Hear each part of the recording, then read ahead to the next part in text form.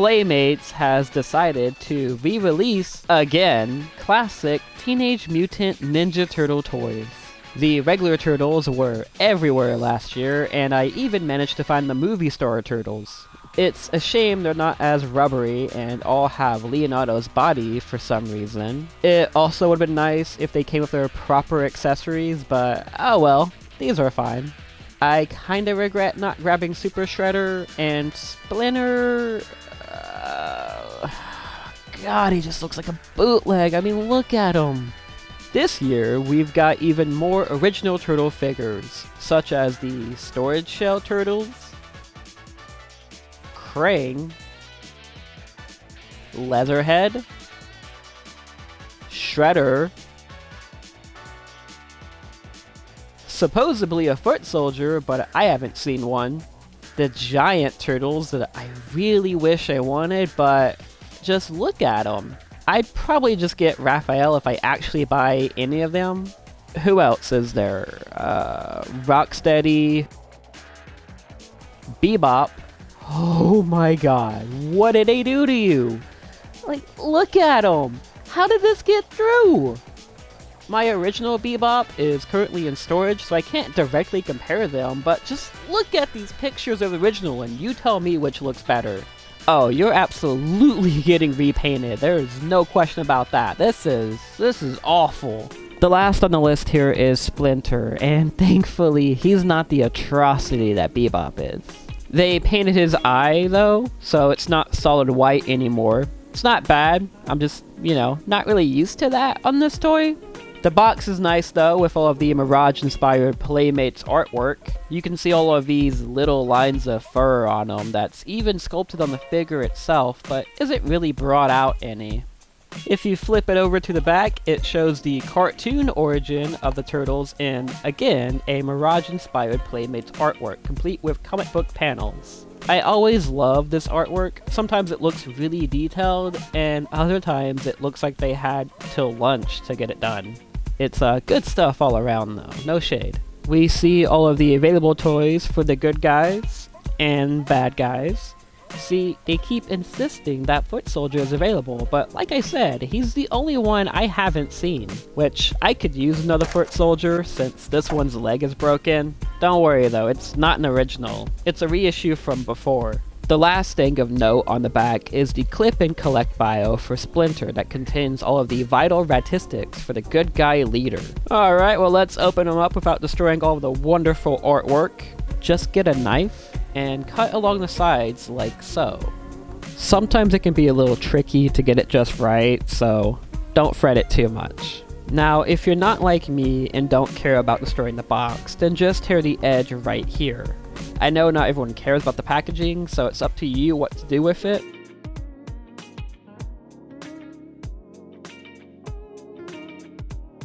Splinter is out of the package with no damage to it, but he isn't free from his plastic prison yet.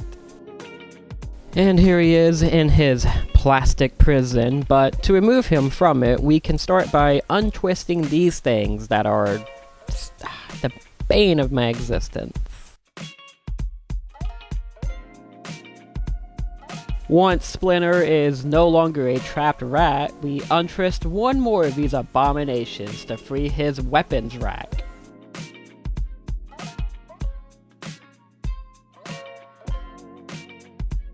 And here the Rat Master is, in all of his glory. Saki isn't even remotely happy to see him. The old rat's not a bad figure, and his tail helps keep him balanced so he won't fall over on ya.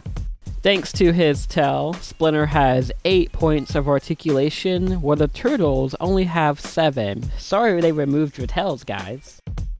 What good is any toy without some bit of articulation? Especially one with packaging that boasts amazing arm and tail movement. Let's see if Splinter can give us a demonstration of his amazing martial arts articulation. I mean, the turtles are pretty good figures, so let's see how good this sensei is at teaching his students.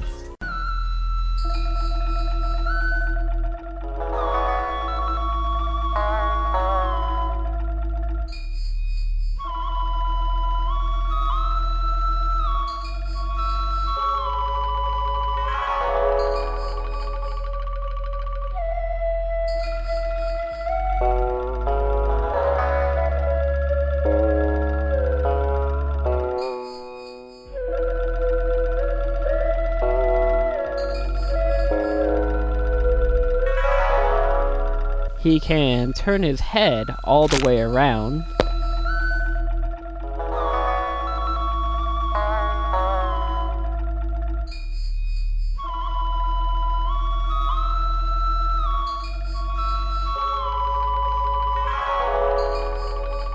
His arms can go all the way around.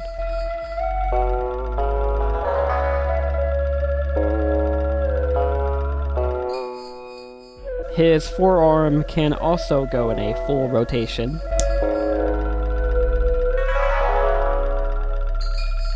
His legs can go forwards and backwards, but unlike the turtles, they can't go all the way around. It would seem in this regard the students have surpassed the master. The final point of articulation is with Splinter's tail, and it can go in a complete circle, and as I mentioned before, it can help him stand.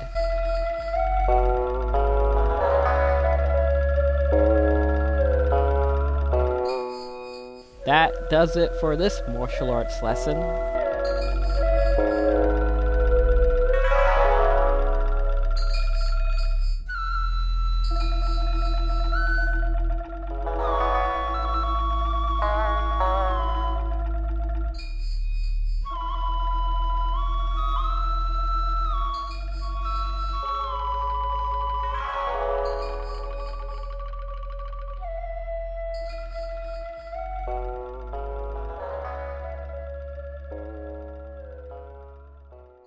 Splinter, you did a good job. Here's a piece of cheese. Articulation isn't the only nice thing about this figure, as he's got a nice sculpt, with good detail and even a few accessories. We'll get back to that sculpt, but for now, let's focus on the accessories. He comes with a ninja bow. I don't know what makes it a ninja bow. I guess the fact he himself is a ninja. Is a ninja bow even a thing? You know what? Hang on.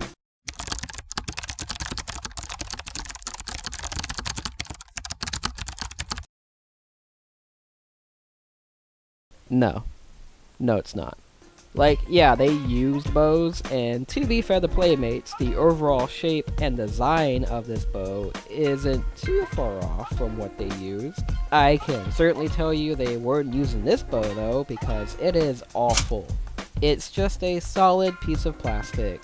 You can't really do anything with. Like, sure, Splinter can hold it, but it just seems kinda lame in all honesty. The art on the box has him loading the bow and arrow, but this is just not as cool. Honestly, if there wasn't a random arrow in it, I think it'd look cooler. Hell, just let me shoot the arrow of the bow. That would be really cool. I'm saying cool a lot, and I'm sorry. Moving on to Splinter's weapons rack, he has his sword cane and ninja stars. I always dug the weapons rack the original Teenage Mutant Ninja Turtle figures came with. Since you have eyes, and if you don't, allow me to tell you that Splinter doesn't come with very much. It's pretty bare bones compared to the Turtles and even Shredder's weapons racks. I'm not going to remove the ninja stars as I have enough of these things laying around, but we are going to remove Splinter's walking stick that doubles as a sword. Let's hopefully not damage this thing. His cane is now free and undamaged. It does unfortunately have these eyesores from where I had to separate it. That does happen sometimes, and it is one of the drawbacks of having them packaged like that. The 12 TMNT figures came this way, and it looks like the toys for the upcoming movie will too. As for the swirls. As for the cane itself, it's pretty good. There's some nice swirls to really give it a wooden look, and it being all one color actually works for it. That is until you unsheath it and reveal the wooden blade. I know vintage TMNT figures had unpainted weapons, but I like that in the 2000s their accessories were painted. I don't know who I have to thank for cracking the whip on Playmates in that era for that, but it'd be nice if they could do that again. Like, yeah, it was a neat throwback with 12, but we didn't need that with the 2 Michael Bay produced movies, and we certainly don't need it with Mutant Mayhem. That said, the cane is fine.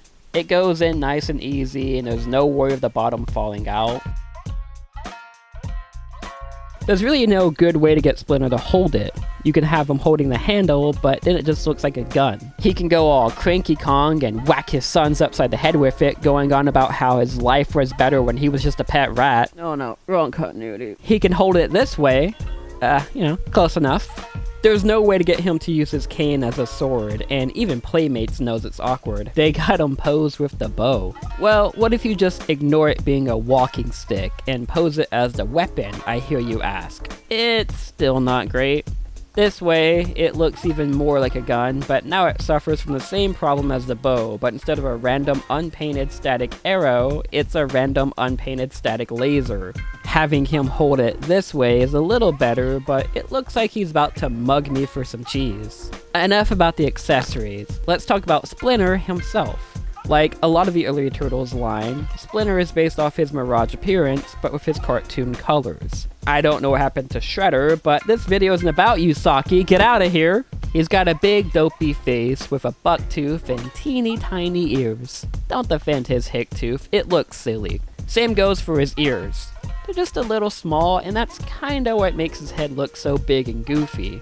If he had ears more like his comic or cartoon counterparts, he'd look better. Overall though, it's not a bad head sculpt. It's got plenty of detail to make him look furry, and the paint isn't bad. His pupils are now painted, which isn't bad, but I did get one drop of white paint on his eyebrow. I mean, hey, could be worse, am I right? The body is fine, with him rocking his purple kimono. I never liked when Splinter figures just have his robes plastic instead of cloth. The cloth just looks better, and in the case of the 07 Splinter toy, it completely ruins his articulation. We can see some gray fur thanks to his V-neck, and it's sculpted really nicely. The arms are nice with a lot of the same detail to give him a furry look. Moving on to his legs, Splinter's got some big feet, some big ol' rat feet. But look, he's got wraps around his ankles. How nice. His tail also has wraps around it, but it looks, maybe just a little weird. All in all, Splinter's a pretty good toy. He's never been my favorite in any of the lines, but I always get him because, you gotta. It would just feel incomplete to have the Turtles and Shredder, but no Splinter. He's a serviceable toy that completes the collection pretty much. I can't imagine this toy or any Splinter toy really being anyone's favorite. Like, yeah, I played with Splinter some as a kid, but not as much as the Turtles, Shredder, or hell, even just the Foot Soldier. Now, Splinter is a fine toy with a good sculpt, but he could use a little something to bring out that detail. How do we bring out that detail? Simple. We blackwash him. How do we do that? With this water-based paint, of course. We'll turn him from a solid piece of brown plastic into a detailed furry rat piece of plastic.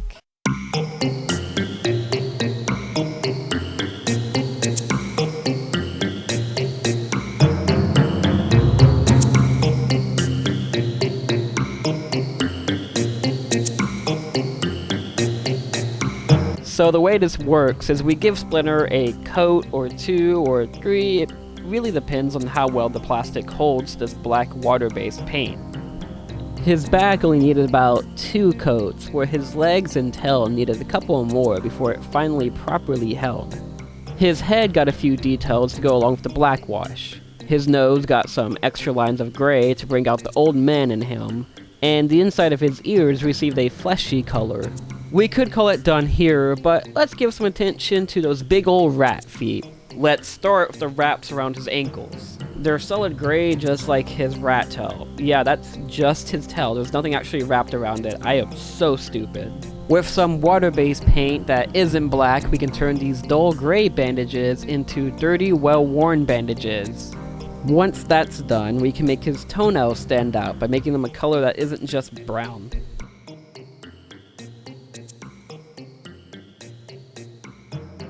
Look how good the old rat looks. It's crazy what a little bit of paint can do. Isn't that right, Hasbro? Like I've been mentioning all throughout this video, Splinter has a lot of detail sculpted onto him. He's got so much fur detail that just doesn't come through because of his solid brown plastic not really bringing any of it out. With his new paint job completed, Splinter's gonna need those robes back. So that's Splinter. He's a good toy, even without his new paint job, but as I stated before, he's always been one I collect out of obligation. It's just not right having the Turtles and Shredder, but no Splinter, you know? He's also fairly cheap, unlike Hasbro's reissues. Yo, can Starscream come down in price already?